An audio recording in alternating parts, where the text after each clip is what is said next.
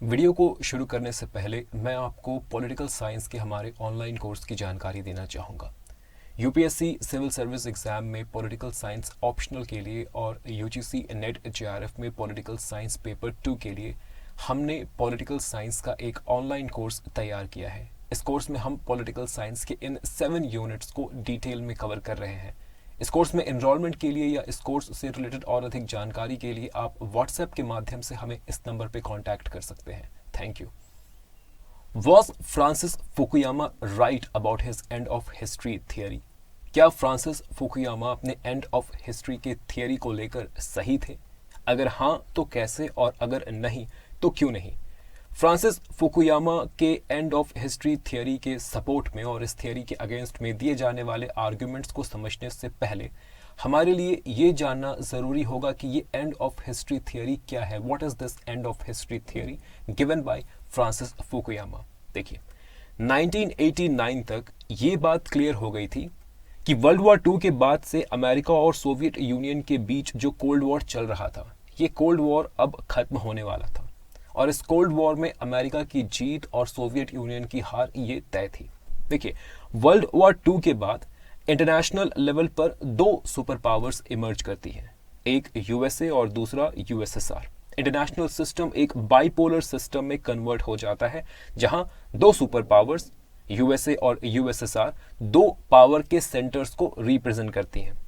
लेकिन इन दोनों कंट्रीज के बीच पावर, इन्फ्लुएंस और डोमिनेंस को लेकर जो कॉन्फ्लिक्ट और जो स्ट्रगल होता है, ये कॉन्फ्लिक्ट, ये स्ट्रगल कभी भी एक डायरेक्ट फुल फ्लेजेड वॉर में कन्वर्ट नहीं होता।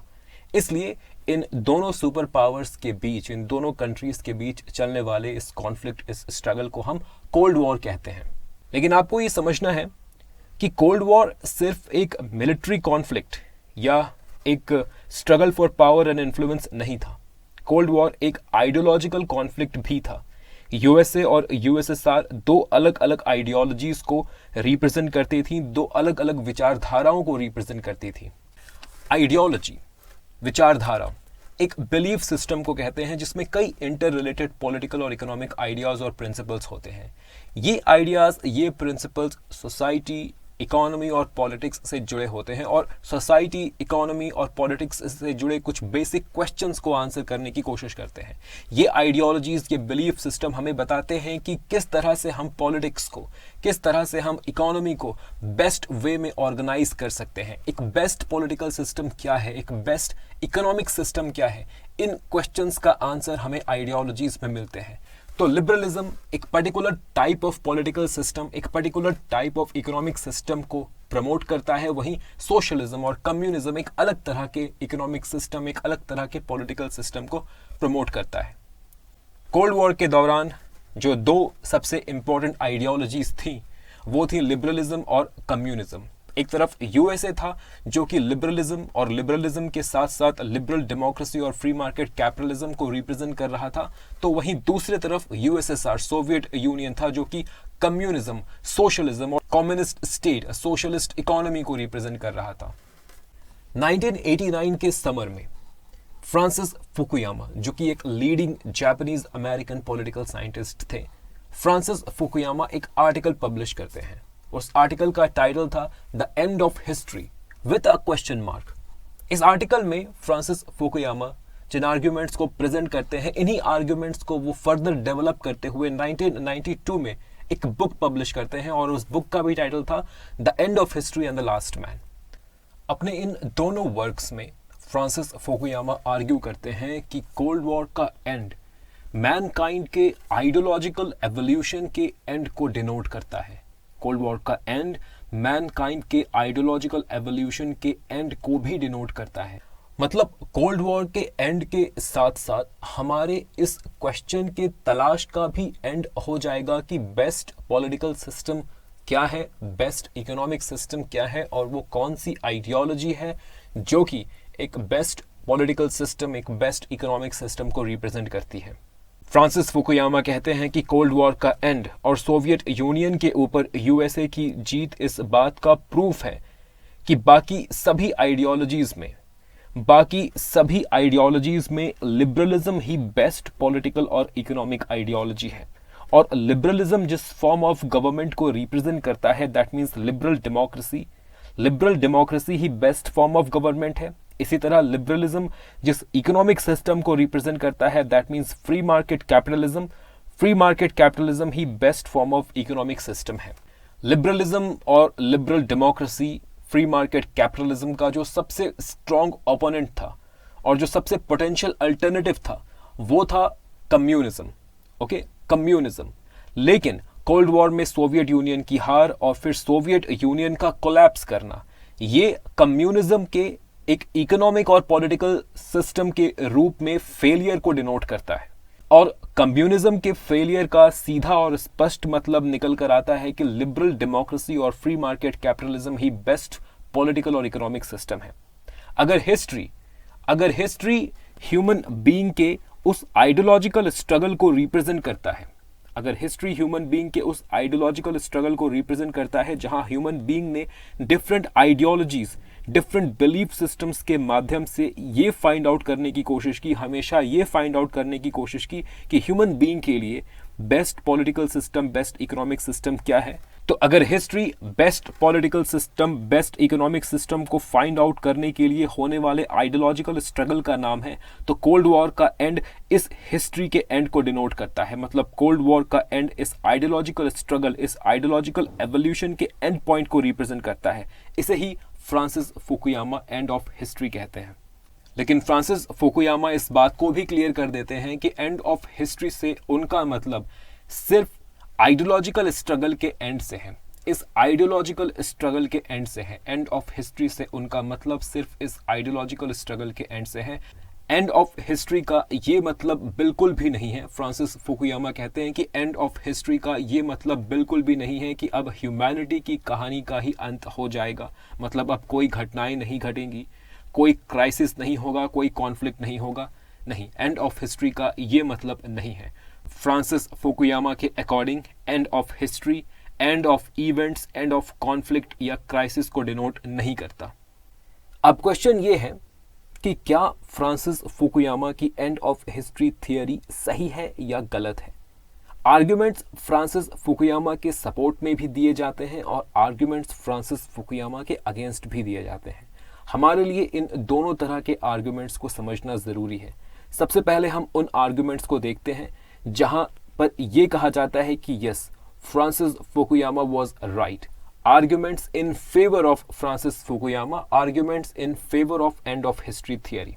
फ्रांसिस फुकुयामा ने कहा था कि liberal democracy best form of government है, और क्योंकि liberal democracy best form of government है इसलिए दुनिया की सभी कंट्रीज धीरे धीरे लिबरल डेमोक्रेसी को अपनाएंगी और एक दिन ऐसा आएगा जब दुनिया की अधिकांश countries, majority of the countries in the world will be a liberal democratic country. And of history theory के सपोर्टर्स के अकॉर्डिंग फ्रांसिस फुकुयामा की ये प्रिडिक्शन बहुत हद तक सही साबित हुई है। 1974 में लिबरल डेमोक्रेटिक कंट्रीज की संख्या 35 थी, जो कि 2013 तक बढ़कर 120 हो गई। मतलब 2013 में दुनिया की 60% कंट्रीज लिबरल डेमोक्रेटिक थी। ये फैक्ट लिबरल डेमोक्रेसी के वाइड एक्सेप्टेंस को डिनोट करता है और कहीं ना कहीं ये फैक्ट इस बात को भी प्रूव करता है कि फ्रांसिस फुकुयामा अपने प्रेडिक्शन के साथ सही थे। इसके बाद फ्रांसिस फुकुयामा ने कहा था कि free market capitalism best form of economic system है और एक कंट्री को प्रॉस्पर करने के लिए और इकोनॉमिक ग्रोथ को अचीव करने के लिए फ्री मार्केट कैपिटलिज्म को अपनाना ही पड़ेगा। फ्रांसिस फुकुयामा की ये प्रेडिक्शन भी काफ़ी हद तक सही प्रूव हुई है। आज हम देख सकते हैं कि कई फॉर्मर कम्युनिस्ट स्टेट्स जैसे चाइना और रशिया, इन्होंने भी कैपिटलिज्म के कई एस्पेक्ट्स को अपना लिया है। कोल्ड वॉर के एंड के बाद रशियन फेडरेशन में कम्युनिज्म को क्लियरली एबॉलिश कर दिया गया। सोवियत यूनियन का पार्ट रह चुकी कई ईस्टर्न यूरोपियन कंट्रीज ने कोल्ड वॉर के एंड के बाद ओपनली लिबरल डेमोक्रेसी और फ्री मार्केट इकोनॉमी के प्रिंसिपल्स को अपनाया। इनमें से कई कंट्रीज ने तो यूरोपियन यूनियन और यूरो जोन को भी ज्वाइन किया। इसी तरह चाइना भले ही एक लिबरल डेमोक्रेसी नहीं है, लेकिन फिर भी चाइना के द्वारा फ्री मार्केट इकोनॉमिक प्रिंसिपल्स को अपनाया जाता है और China in free market economic principles को इंटरनेशनली सपोर्ट भी करती है। चाइना का WTO का पार्ट होना इस बात का प्रूफ है। इसके बाद 1990s के दशक से लेकर अभी तक वर्ल्ड इकोनॉमी की साइज 4 गुना 4 टाइम्स बढ़ चुकी है, इंक्रीज हो चुकी है। और ये फैक्ट भी फ्री मार्केट कैपिटलिज्म के इफेक्टिवनेस का प्रूफ है और इस बात का प्रूफ है कि कैपिटलिज्म रियली वर्क्स। कई क्रिटिक्स का कहना है कि कोल्ड वॉर के एंड के बाद फंडामेंटल इस्लाम के राइज के रूप में आइडियोलॉजिकल कॉन्फ्लिक्ट का रिवाइवल हुआ है, लेकिन फ्रांसिस फुकुयामा के सपोर्टर्स आर्ग्यू करते हैं कि फंडामेंटल इस्लाम की आइडियोलॉजी कुछ नॉन स्टेट एक्टर्स जैसे अलकायदा और इस्लामिक स्टेट्स तक ही लिमिटेड है। आज तक किसी भी कंट्री ने फंडामेंटल इस्लाम के एक्सट्रीमिस्ट आइडियोलॉजी को ओपनली अडॉप्ट नहीं किया है या फिर इस आइडियोलॉजी के अकॉर्डिंग अपने गवर्नमेंट और इकोनॉमी को कंस्टिट्यूट करने की कोशिश नहीं की है। तो जिस आइडियोलॉजिकल कॉन्फ्लिक्ट के रिवाइवल की बात क्रिटिक्स करते हैं, फंडामेंटल इस्लाम के राइज के रूप में जिस आइडियोलॉजिकल कॉन्फ्लिक्ट के रिवाइवल की बात क्रिटिक्स करते हैं, ये जो कॉन्फ्लिक्ट है ये कॉन्फ्लिक्ट स्टेट्स के बीच में नहीं है, ये कॉन्फ्लिक्ट स्टेट और नॉन स्टेट एक्टर्स के बीच में है। अलकायदा, इस्लामिक स्टेट जैसे नॉन स्टेट एक्टर्स और स्टेट के बीच में ये कॉन्फ्लिक्ट है। ये जो फंडामेंटलिस्ट आइडियोलॉजी है, रेडिकल आइडियोलॉजी है, ये कुछ टेररिस्ट ऑर्गेनाइजेशन जो कि एक्चुअल में नॉन स्टेट एक्टर्स हैं, ये ideologies in non state actors के द्वारा ही अपहोल्ड किया जाता है। इन आइडियोलॉजीज को अभी तक किसी स्टेट ने ओपनली अडॉप्ट नहीं किया है, तो हम ये नहीं कह सकते कि स्टेट्स के बीच फिर से आइडियोलॉजिकल कॉन्फ्लिक्ट का रिवाइवल हो चुका है। नेक्स्ट है arguments against Francis Fukuyama and arguments against end of history theory. Critics के अकॉर्डिंग फ्रांसिस फुकुयामा अपनी एंड ऑफ हिस्ट्री थियरी में सिर्फ ये नहीं कहना चाहते हैं कि liberal democracy best form of government है, बल्कि फ्रांसिस फुकुयामा ये कहना चाहते हैं कि US model of government, US model of economy best form of government और best form of economic system है, जिसे पूरी दुनिया में रेप्लिकेट करना चाहिए। दुनिया की हर कंट्री को यूएस के गवर्नमेंट के मॉडल को, यूएस के इकोनॉमी के मॉडल को इम्प्लीमेंट करना चाहिए।